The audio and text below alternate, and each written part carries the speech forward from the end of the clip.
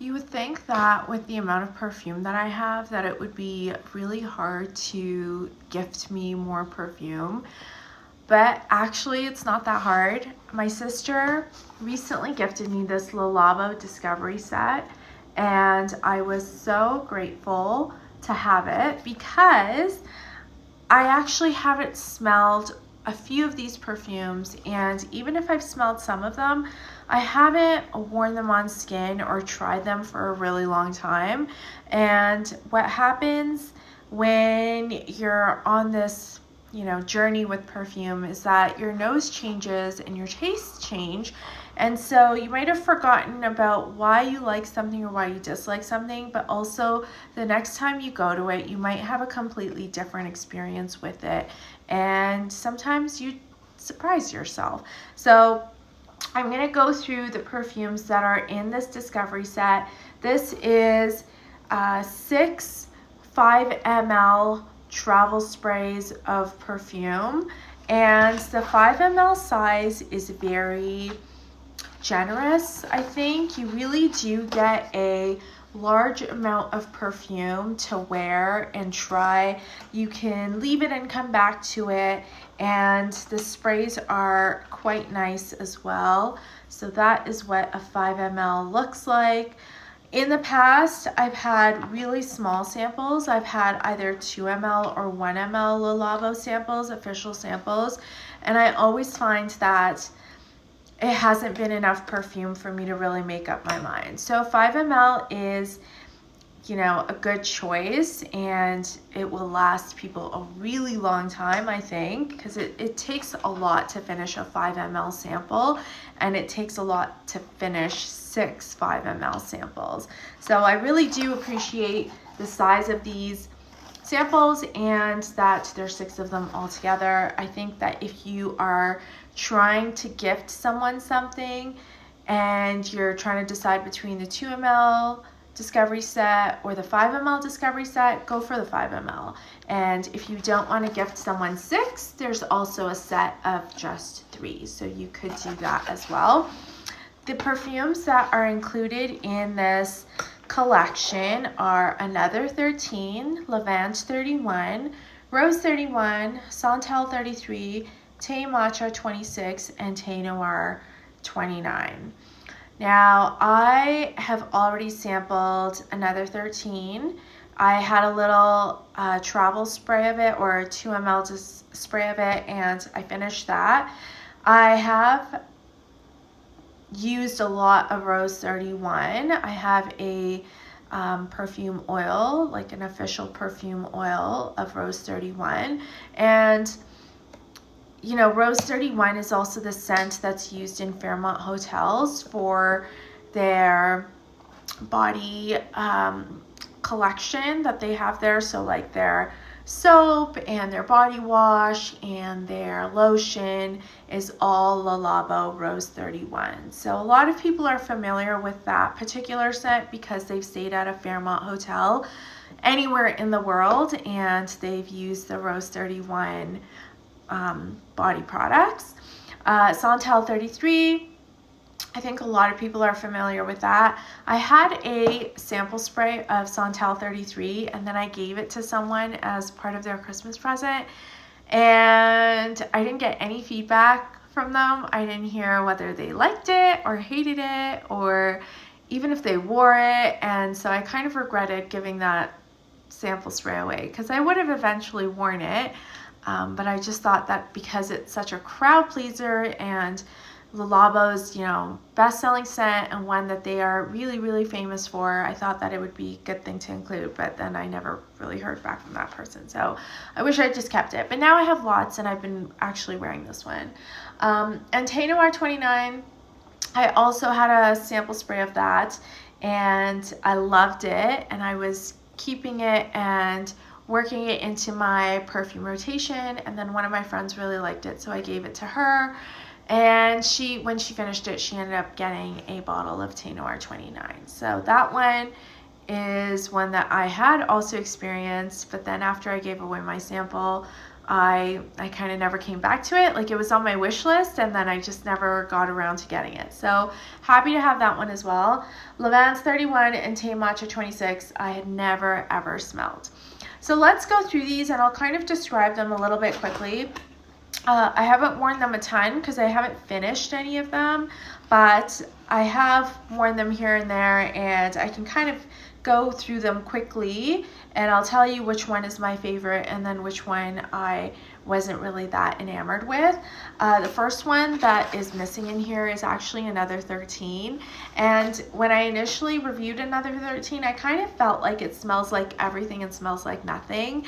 The story behind, I will say that the number or the name of the fragrance is the main note that they think that people smell, and the number is the number of supporting notes that are with that perfume, so, or with that main note. So that is the numbering and naming system for their perfumes. Another 13 is the only exception because Another is a reference to Another magazine, and 13 is the number of notes, but Another is referring to Another magazine, and that is a iconic Labo product. When they first made it, people could not get enough of it. They thought that it was such a cool perfume and groundbreaking at the time, and it really was. This brand came out in 2006, so if you think about, the kinds of perfumes that were coming out in the 90s, a lot of them were like really fruity florals, and all of these are completely different from that aesthetic. And, where things were starting to be kind of kitschy, this brand was really pared back. They had like an apothecary style bottle. You can tell like even their labels are kind of with that vein where everything looks like it's been typed on a typewriter, which is different than what was at the time. And, they just gave people a fresh new perspective. They were out of Brooklyn, I think, and everything was kind of mixed on the spot. So if you wanted a perfume, you would go in and they would mix it for you, and then they would write your name on the label, which they still do. They still write your name on the label, and the name of the perfume and all that stuff. So that's kind of what attracted people to the brand and to the perfumes, because it was completely different than what was going on in the perfume scene at that time. And it was like fresh and new, and people are always looking for something that's like invigorating, right? That freshness and that newness and a different perspective is very appealing to people, and people get sick of seeing the same stuff all the time, and what was in the drugstore was kind of getting old. So in 2006, when this brand launched, all this apothecary style and made to measure and bespoke perfume kind of idea was really new and exciting.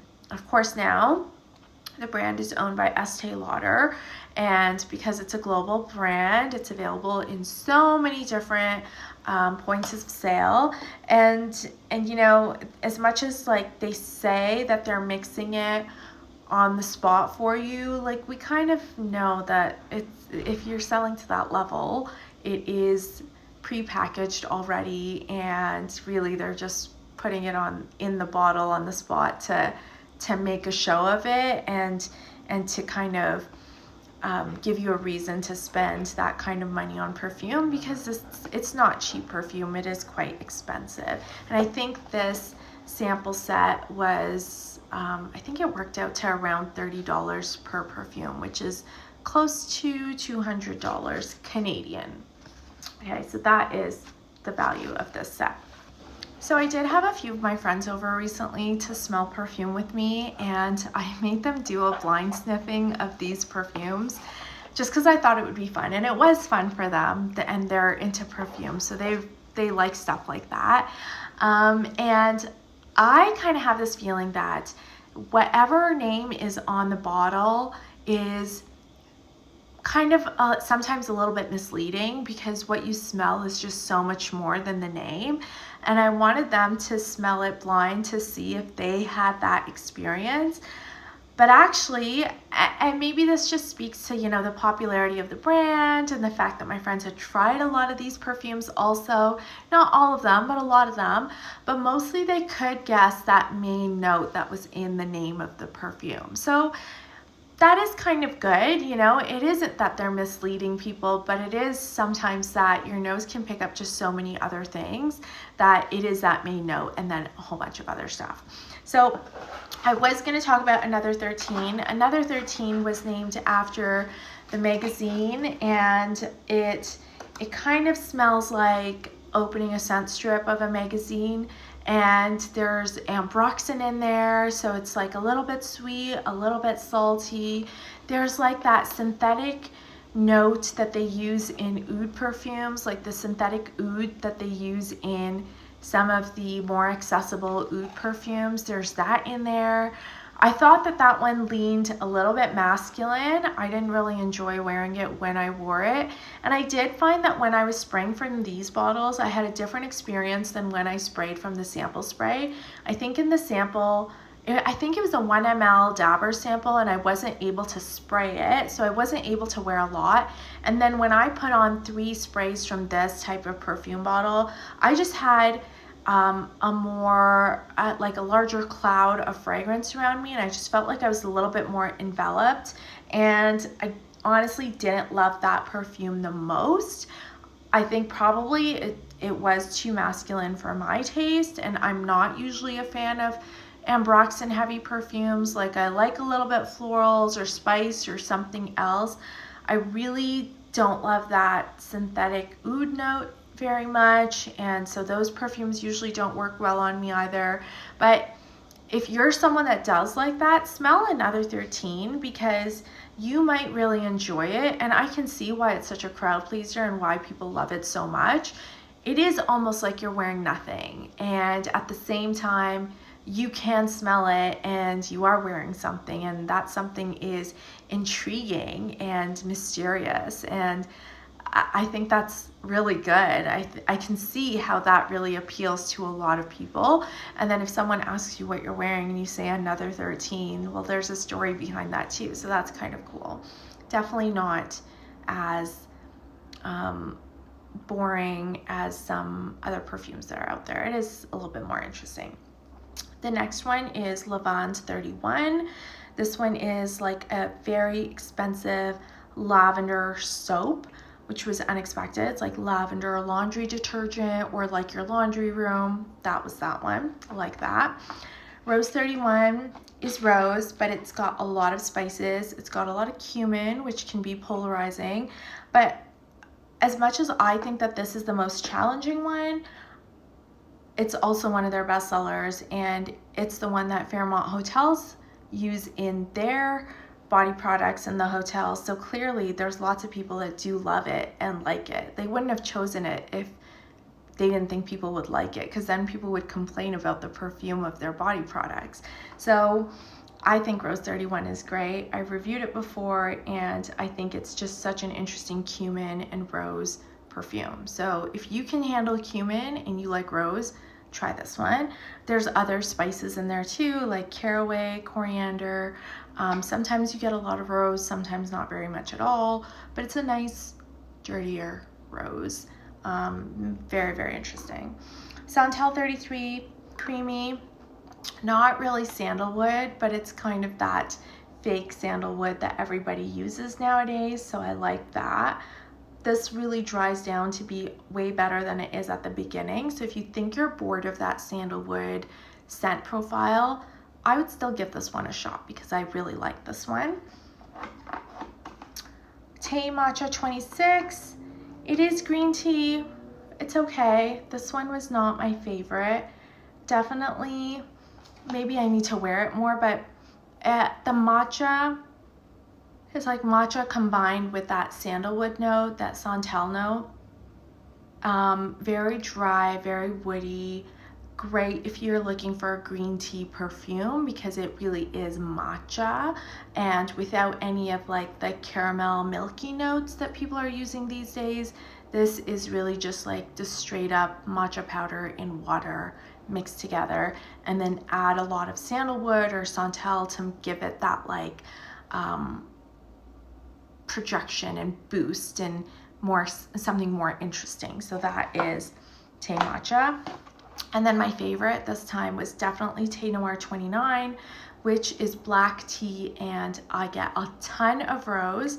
And I was kind of happy when I smelled this with my friend because one of them said that she actually got so much rose also, especially on paper, and it is just like a really, really sweet rose. Even if you don't like rose, I would still smell this one because the black tea makes it so good and wearable. And on some people's skin, none of the rose comes out and a lot of the tea comes out. So if you want a tea perfume, try Thé Noir 29. I think it's very versatile, unisex, all-weather perfume. And again, it's tea without being creamy, lactonic, milky. There's no cinnamon, it's not chai.